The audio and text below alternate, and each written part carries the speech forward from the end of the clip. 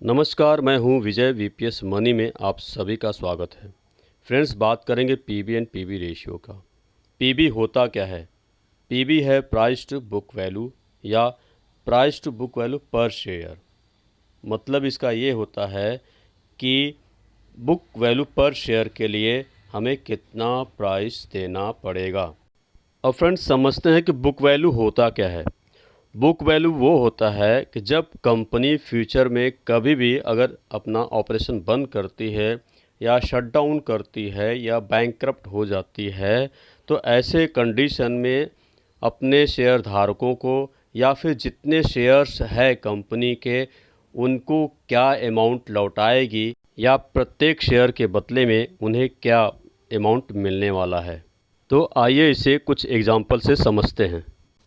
अब इस एग्जांपल में बुक वैल्यू को समझते हैं। अब यहाँ पे दिया हुआ है टोटल असेट्स। टोटल असेट्स में आ जाते हैं टेंजिबल असेट, यानी इनटेंजिबल असेट उसे काउंट नहीं करते हैं। टेंजिबल असेट का मतलब होता है कि जिसे आप छू सकते हैं, स्पर्श कर सकते हैं, देख सकते हैं, ये है टेंजिबल असेट। जैसे प्रॉपर्टीज़ हो गई, फैक्ट्रीज़ हो गए, मशीनरीज हो गए, कंप्यूटर्स हो गए, कार हो गए, ये सब जो है टेंजिबल असेट में आते हैं। तो ये total asset minus total liabilities. तो टोटल लायबिलिटीज़ मतलब जैसे बैंक के लोन वगैरह हो, ये टोटल लायबिलिटीज़ में आते हैं। तो total asset minus total liabilities करेंगे तो इसमें आपका जो निकल के आएगा वो बुक वैल्यू होगा।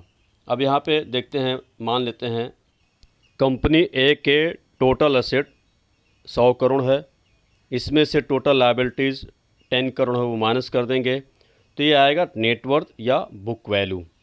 तो 100 करोड़ में से 10 करोड़ माइनस करेंगे तो आएगा 90 करोड़, ये हो गया बुक वैल्यू। अब ये 90 करोड़ आया कंपनी ए का टोटल बुक वैल्यू।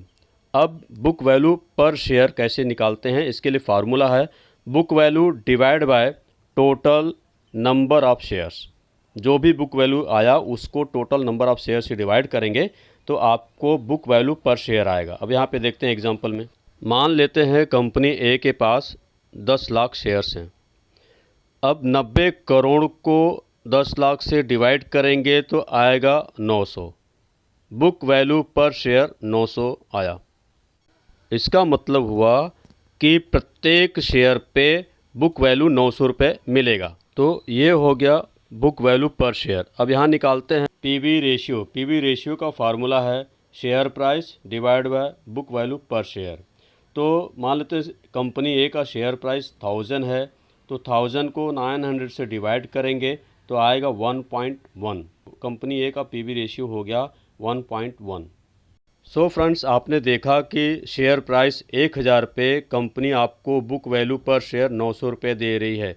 यानी कल को अगर कंपनी शट डाउन हो जाती है तो आपको 900 रुपये पर शेयर मिलेंगे।